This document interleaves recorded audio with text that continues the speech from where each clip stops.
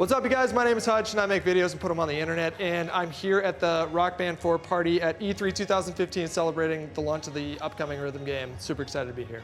Okay, so coming into the Battle of Bands, what's your edge coming into the Battle of Bands?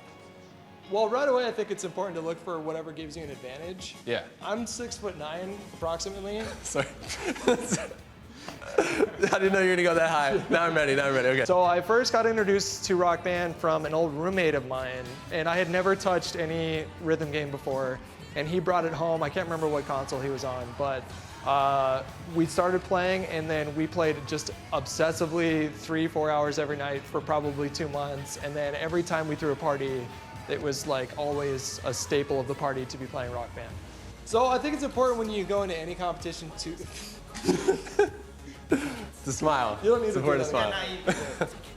As far as the new guitar solo feature, I think like the rhythm games have always been totally solid and just a really fun party game. But for those of you that are more musically inclined, that's probably not me in that little scenario. But for people that have experience with instruments and being a musician, I think that freedom to have the creativity to kind of like jam however you want, I think is an awesome addition. And yeah, I'm really looking forward to, like, they don't have drum solos, do they? Because that might be something to think about in the future. I think it's important when you come into any competition to look for some kind of an advantage right away. Tall, we're both tall. I'm 6'9" approximately. Sorry, I smiled. Sorry. Right. Part of the barriers to entry before was the peripherals, but like I still have an old peripheral in my closet. I don't know why I was keeping it, because we haven't seen a Rock Band game in like, what, 4 or 5 years now, but I'm glad that I held on to it for this sort of thing. So right away when you're going into any kind of competition, I think it's important to look for whatever advantage you can bring. Yes. I'm 6'10". I didn't hear too much of the song list, but as soon as I walked into this party, I heard Running Down a Dream by Tom Petty, and just my inner fanboy just went nuts when I heard that. So super looking forward to some Tom Petty. So right away, I think it's important to look for whatever gives you an advantage. I'm gonna be on drums. Who knows what this guy's doing? He's a wild card. Wild card. I'm 6'10". He's approximately 6'3". We're both really tall. That's what my doctor told me. Yeah.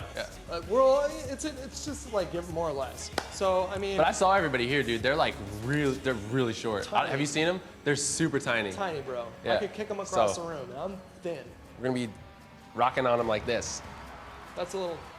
It was always the hardest because I was on drums, but I used to love playing 9 Inch Nails, March of the Pigs, and A Perfect Drug, even though that drum solo in that song is literally impossible. Even though you can find proof otherwise on YouTube, I could not even come close to it, but it was always the most fun because it was super challenging.